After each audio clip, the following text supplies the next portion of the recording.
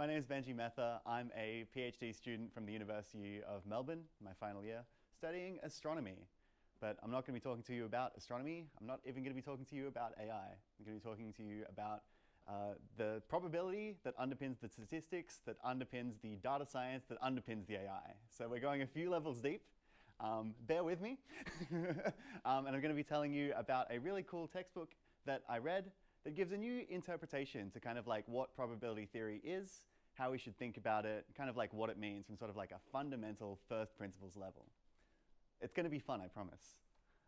So we're going to start things off with a thought experiment.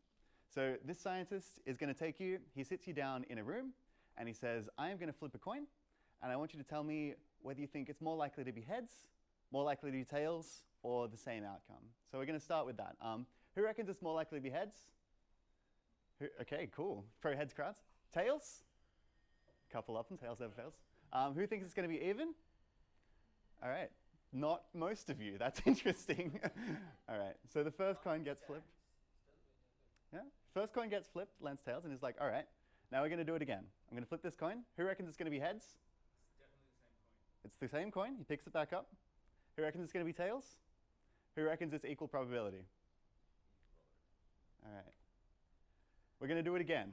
Who reckons it's going to be heads? This time heads. Who reckons it's going to be tails? Same probability?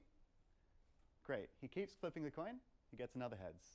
And then he gets another tails. And then he gets another tails 5 more times in a row. All right, at this point, he's going to say the same thing. Who reckons it's going to be heads? Who reckons it's going to be tails?